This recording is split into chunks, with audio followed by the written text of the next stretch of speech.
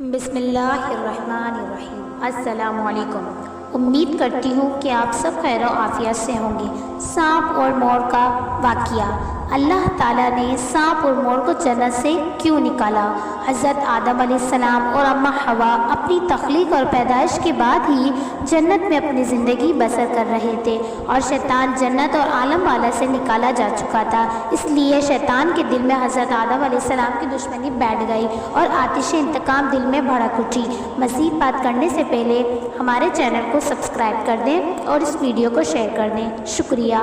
اور شیطان کو جب یہ پتہ چلا کہ حضرت آدم علیہ السلام کو جنت کے تمام میوہ جات کھانے کی اجازت مل چکی ہے لیکن گندم کھانے سے منع فرمایا ہے، تو شیطان زمین سے عالم والا کی طرف روانہ ہوا۔ جنت میں شیطان کا جانا ممنوع تھا لیکن 3 اسم اعظم یاد تھے جن کا ورد کرنے کی وجہ سے اس کو یہ طاقت حاصل ہو گئی تھی کہ وہ آسمان اول سے 7ویں آسمان پہنچ سکے۔ وہ جنت کے دروازے پر آ گیا۔ شیطان 300 سال تک انتظار کرتا رہا کہ کوئی جنت سے باہر آئے اور وہ اس سے اپنی مطلب کی بات کرے۔ اچانک مور جنت سے باہر آ گیا۔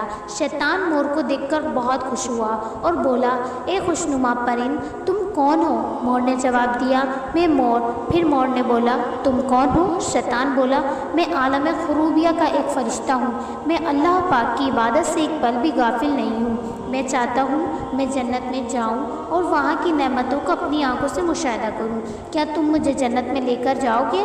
میں تمہیں 3 ایسی باتیں بتاؤں گا کہ تمہیں ابدی زندگی حاصل ہو جائے گی اور تمہیں کبھی بڑھاپا نہیں آئے گا اور نہ ہی کبھی تمہیں بیماری آئے گی اور تم ہمیشہ جنت میں ہی رہو گے۔ جوش میں آ کر مور نے کہا، میری اتنی طاقت تو نہیں کہ میں تمہیں جنت کے اور لے جاؤں، لیکن سانپ میرا دوست ہے، وہ شاید تمہاری مدد کر دے۔ یہ کہہ کر وہ سانپ کے پاس آیا، سب ماجرا سنایا۔ سانپ بھی شیطان کی گفتگو سے خوش ہو گیا اور اسے اپنے منہ میں چھپا کر اندر لے گیا اور یوں شیطان اپنی چال میں کامیاب ہو گیا۔ جنت کے تمام نگہبانوں کو یہ معلوم تھا کہ شیطان یہ چال چل رہا ہے اور جنت میں داخل ہو چکا ہے۔ فرشتے شیطان کو جنت سے نکالنے لگے، تبھی اللہ پاک کا حکم ہوا کہ اس کو بھی جنت میں ہی رہنے دیا جائے۔ وہ فرشتے اللہ تعالیٰ کے حکم سے رک گئے۔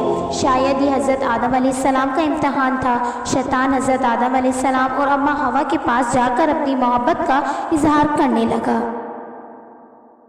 شیطان کو پہچان نہ سکے کیونکہ ماضی کے مقابلے میں شیطان کی شکل تبدیل ہو چکی تھی۔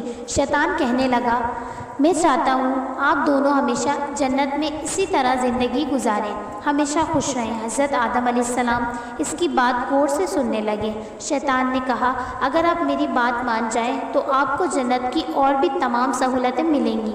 حضرت آدم علیہ السلام شیطان کے بہکاوے میں آ گئے اور شیطان کہنے لگا، ایک گندم کا دانہ اگر آپ دونوں چکھ لیں تو آپ کی ابدی حیا حاصل ہو جائے گی اور آپ جنت میں ہی رہیں گے۔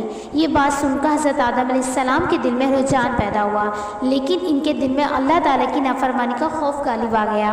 جبکہ اماں حوا شیطان کی باتوں میں آ گئی جس پر اماں حوا نے حضرت آدم علیہ السلام کو راضی کر لیا۔ پھر اس کے بعد دونوں نے گندم کے دانے کو چکھ لیا۔ جیسے ہی گندم کا دانہ ان کے اندر گیا دونوں کے سطر واضح ہو گئے، جس کے بعد دونوں اپنے اپنے سطر چھپانے لگے اور خوف خدا سے کانپنے لگے۔ اس دوران اللہ پاک نے فرشتوں کو یہ حکم دیا کہ حضرت آدم علیہ السلام اور اماں حوا دونوں کو زمین پر اتار دو۔ حضرت آدم علیہ السلام کو سری لنکا کے قریب نیچے زمین پر بھیج دیا گیا جبکہ اماں حوا کو جدہ کی سرزمین پر اتارا گیا۔ جن خوبصورت پیروں سے چل کر مور شیطان کو جنت کے اندر لے کر آیا تھا وہی خوبصورت پیر اللہ پاک نے مور سے لے لیے۔ سانپ جو اپنے منہ میں شیطان کو چھپا کر لایا تھا، اس کے منہ کی خوبصورت خوشبو کو چھین کر اس میں زہر ڈال دیا گیا۔ پھر مور کے ساتھ ساتھ اللہ تعالیٰ نے سانپ کو بھی جنت سے نکال دیا۔ اسی طرح کے اچھے واقعات سننے کے لیے